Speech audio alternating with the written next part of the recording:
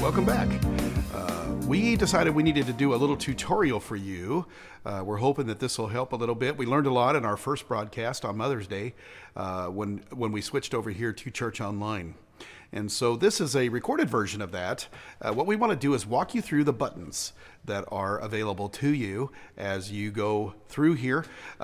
We know some people got stuck on all of that, and so we're going to go over them with you quickly about what all the buttons do and all this. We changed from Facebook Live to this interface so that we would have more interaction and that availability. And so this interface gives you an opportunity not only to communicate with one another as you're walking along as you can on Facebook, but it also adds, we have a moderator who will be taking care of things, and it gives you an opportunity to interface with the church as well. So let's start with the buttons up here. First of all, right up here on the top left-hand side, you will see the little three-line, what's often called the hamburger logo, that little icon. If you punch that, what you'll see on there is a place where you put in a username and log in, and that becomes your screen name. Now you could put your name, or you could put whatever other thing you want. But the idea is it gives you access then to the rest of the interface. So we ask you to log in. If you want to give us your email another time, and especially if you're new to us, that's great.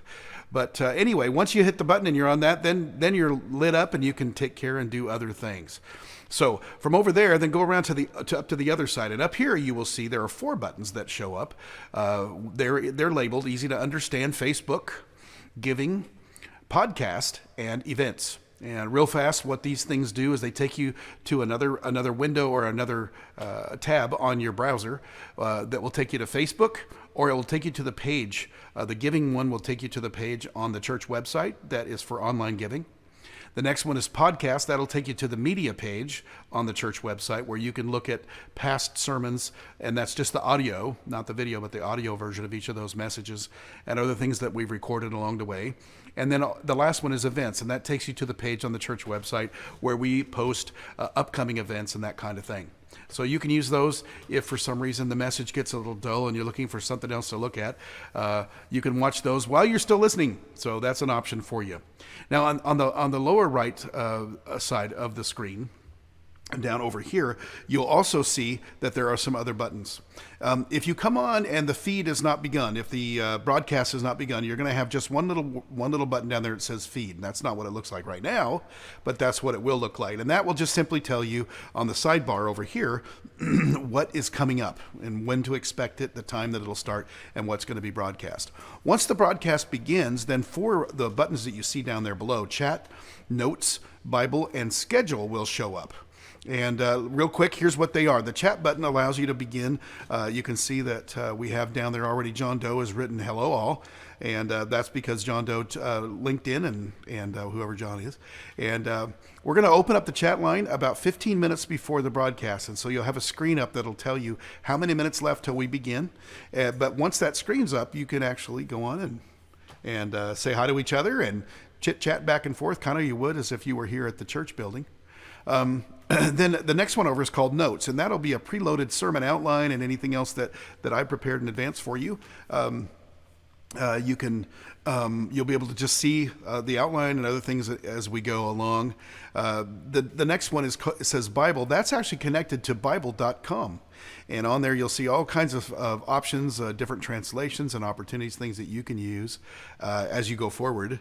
And if you want to check something, make sure that I'm reading it right or whatever it might be. Also, always remember that we'll do our best. On the main screen, we'll have the PowerPoint going, and then we'll also include the Bible verses there. But that just gives you that option of something else, another reference point that you can use while the sermon is taking place or while the broadcast is taking place. The last one says schedule, and that simply tells you any broadcasts that we have scheduled that are still coming up. And so you can look ahead and see what else is going to be offered in things to come. Now below the screen, and again, kind of off to this side, you'll see a place where it says live prayer. And the live prayer button actually is for that very thing. So if you push that, click on that, a box will jump up, and then that box will be a place on the side where all of a sudden you go private.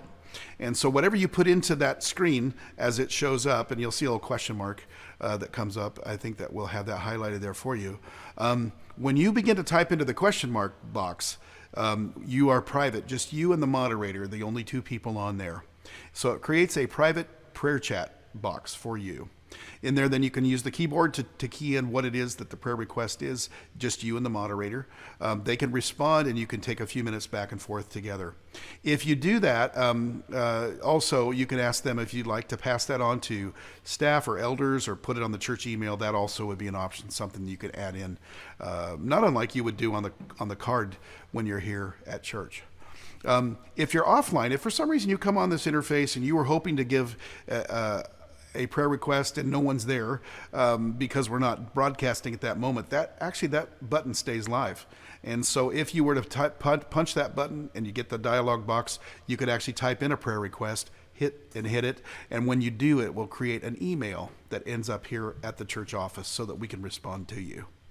All right, on the other side, again, you've seen the chat screen, you know how that thing works and all of that. It's pretty obvious now. Okay, so now take your mouse and roll your mouse on top of the broadcast itself. Don't click anything, just roll it up. And then you'll see some new buttons that will arrive for you to use. So we'll start again over on the left-hand side. And over there, you will see the first one is the little pause button.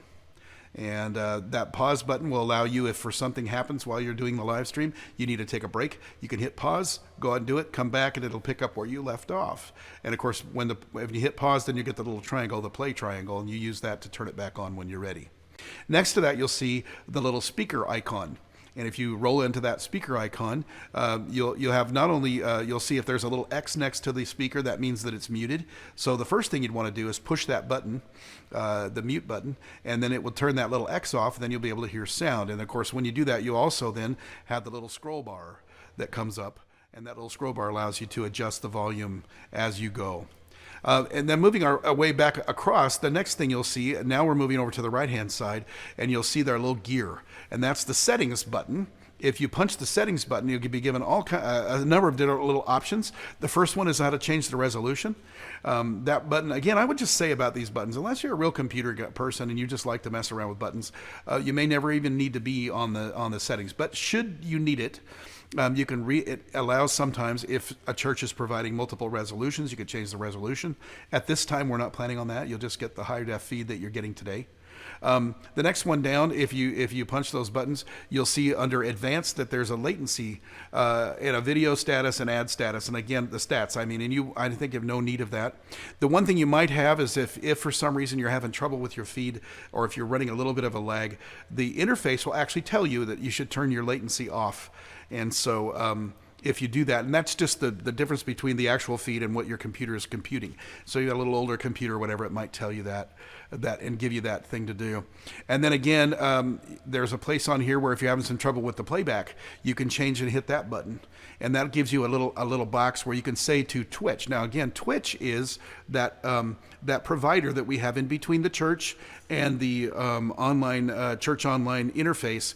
Twitch is the liaison that goes between us. It's the electronic connection between. And Twitch, the company Twitch, would like to hear from you if you have trouble. And so you'd hit the gear and then hit the report playback issue. You could see that, and that'll give you a little place where you can send a note saying to them, I got some trouble. And then finally, you'll see that, again, on the gear, the last option is the pop-out player. Now, the pop-out player is like the full screen, except that it puts a little box up on top that has just the face on it, just the feed, not any of the buttons. And this would be something that you could have if you had to go do something else on your computer while the sermon is running or while the broadcast is happening.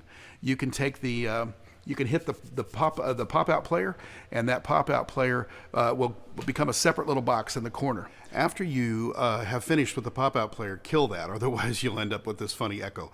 So you'll want to kill that when you're ready to come back to the regular feed. So just a couple other things. There's that little square there with the four edges and all of that, and you'll see that's just a full screen. And if you hit that, what that will do is move everything out. You won't have any of the external things. You won't be able to see the chat line. It'll be just the feed itself. If you want to get out of that, once you've watched it for a while, you just use the escape key on your keyboard. Or if you scroll up to the top, you'll be able to pull that back down. And it'll hit it, and it'll come back to the regular thing like you're seeing right now, which is all the other things, the chat and all of that. A couple of quick things that are just before we close with this. Last week we found out that some people had better luck using a different browser than Chrome. for whatever reason. If you do have trouble with your feed, start by doing a reload. Right click up on the top tab and tell it to reload or refresh. That's the first thing you might want to try when you're doing it if you're having trouble. The other thing would be if you're able to do this and you're a computer person that knows what to do, you might try Internet Explorer, or you might try Firefox or one of the other browsers to get a better result. So again, we found that out last week. Well, we hope this helps you, and we'll take it from here. We hope to see you Sunday. Thank you.